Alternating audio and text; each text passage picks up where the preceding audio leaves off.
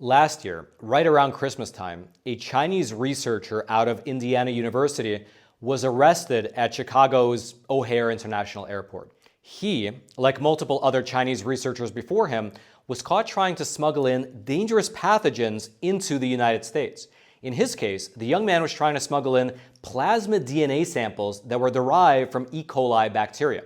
One of the reasons that he was caught, which kind of made the whole case a bit funny, is that he was labeling these plasmid DNA samples as women's underwear in the export manifest, which ironically was the exact thing that set off alarm bells with the feds, who decided to investigate further, and eventually they caught him, which they did. He was arrested, he was charged, and just a few weeks ago, he was sentenced to decades in prison.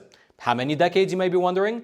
0.0333 decades to be exact, which, if you do the math, is exactly 4 months. He was given 4 months in jail, ordered to pay a $500 fine, and kicked out of the country. Let's go through the details of his case together as a refresh and then unpack this punishment. And as always, if you appreciate content like this, please do take a quick moment to smash those like and subscribe buttons so this video can be picked up by the YouTube algorithm and shared out to ever more people. Thank you so much for that. Now, to start with, the man in question is this guy right here. His name is Youhuang Xiang. He is a Chinese national who graduated from the Nanjing Agricultural University back in May of 2015 with a degree in crop breeding. After graduating, Xiang then began pursuing his PhD, firstly at the Shanghai-based Center for Excellence in Molecular Plant Sciences, but then in April of 2023, Xiang applied for and then received a J-1 visa to come to the US and do his research over at Indiana University, specifically at their Department of Biology located in the city of Bloomington. Up on your screen right now is a screenshot of Xiang's profile on the Indiana University's website, and it lists his research focus as finding out the specifics of how pathogens interact with their hosts, as well as engineering crops that are resistant to pathogens.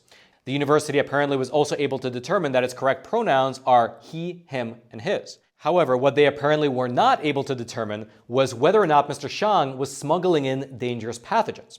According to the court documents, starting on June 12th of 2023, Mr. Xiang began to do his research over at Indiana University. Then the following year, on March 8th of 2024, the university renewed his J-1 visa for an extended period of time so that he could continue to do his research. According to the court docs, at that time, quote, Xiang was reportedly leading a research program on genome editing in wheat plants to confer resistance to fungal diseases.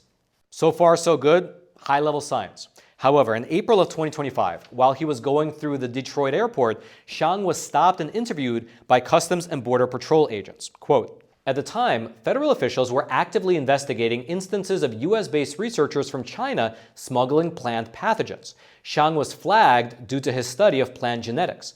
During the interview with Customs on April 23rd, Xiang denied being affiliated with the Chinese government and stated he was not transporting any research materials. Basically, he was just going through the airport and he was stopped by customs agents because he happened to be a Chinese researcher studying plant genetics here in America, just like the other Chinese students who were arrested over in Michigan. Now, initially, nothing really came of it. He was questioned and he was let go.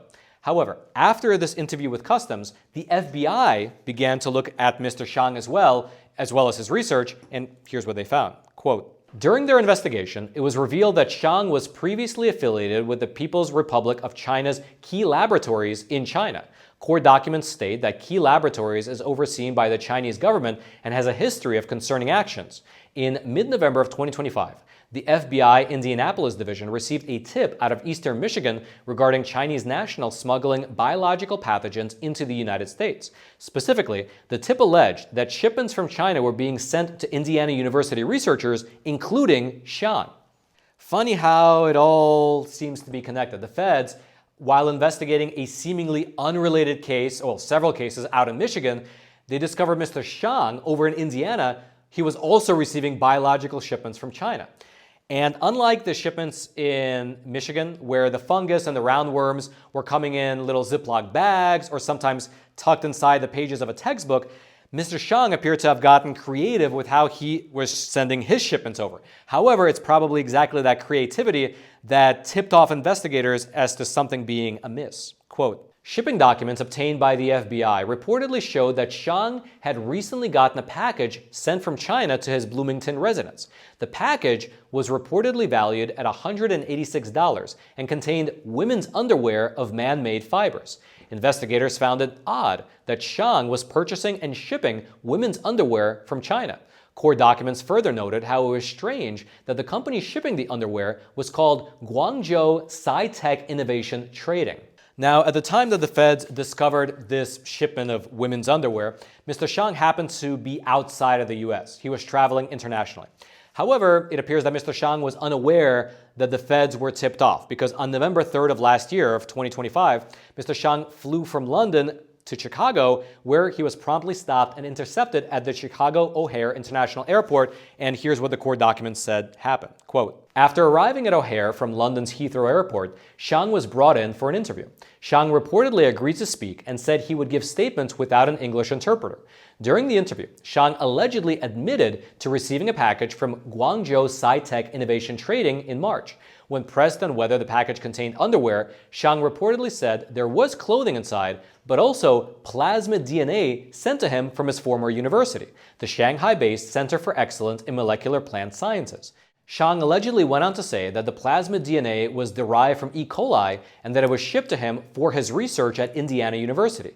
When asked why the package was labeled as being women's underwear, Shang reportedly said it was to avoid being detected by Customs and Border Protection. And so he basically just spilled the beans, saying that he was importing these dangerous biological materials from China under the radar in order to avoid customs. 2 days later, on November 25th of 2025, Mr. Shang was federally indicted and he was officially charged with multiple felonies, including conspiracy, smuggling goods into the U.S., as well as making false statements to federal agents. And on that third point, by the way, those false statements weren't just in regards to sending over the E. coli. In court, it was actually revealed that according to a FBI investigation that was conducted, Mr. Shang also lied about not being a member of the Chinese Communist Party.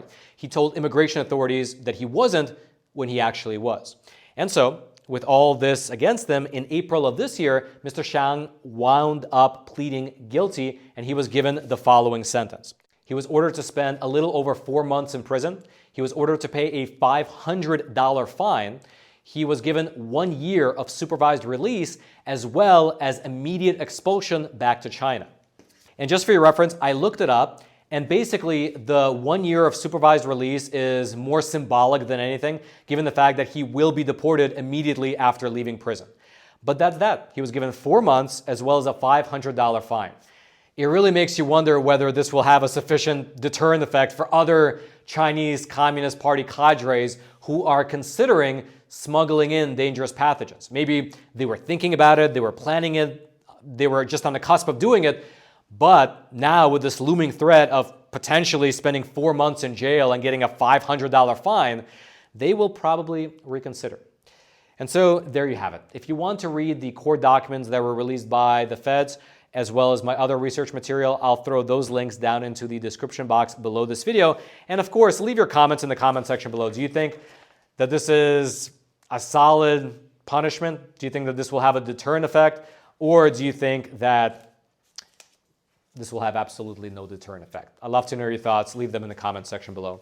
And then lastly, as I mentioned in a previous episode, on a very related note, the Epoch Times recently published a phenomenal long-form documentary called The Final War, where we really expose the Chinese Communist Party's plan to take down America, which includes, unfortunately, things like this of researchers smuggling in dangerous pathogens. Here's a trailer for that documentary. The American people are standing on the edge of a cliff. I'm a father. Like every dad, I want to see my kids grow and prosper. And I'm afraid for their future.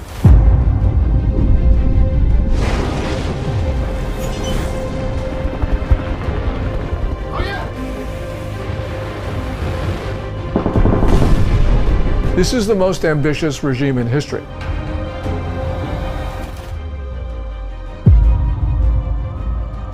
The Epoch Times investigation team had studied the CCP for years.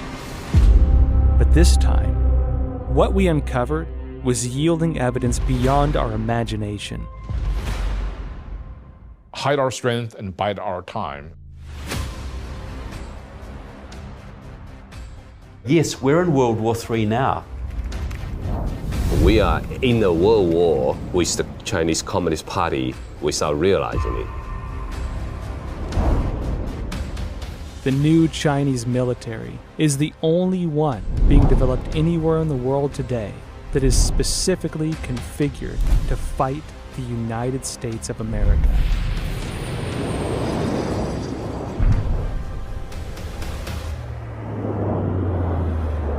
China's strategic goal is to make sure that the U.S. has 4 enemies, and one of them must be a terrorist group.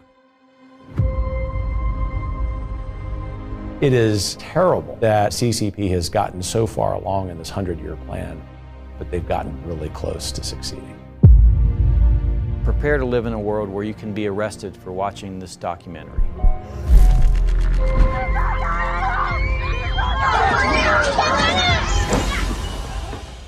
Destroying the free world and your life, your happiness, and your children's future. And a new generation of Americans will be trained to obey the CCP. We must live, you must die. This is straight out of the communist playbook. We are giving of our life's blood so that the Chinese Communist Party can survive and thrive.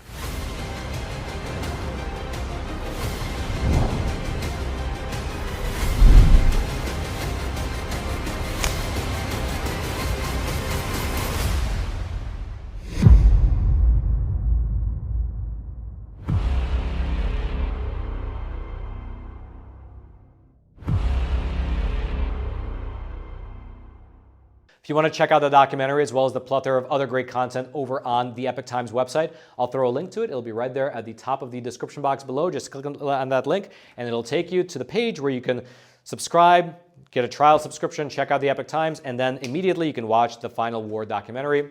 I'm sure you'll love it. And then until next time, I'm your host, Roman from the Epoch Times. Stay informed, and most importantly, stay free.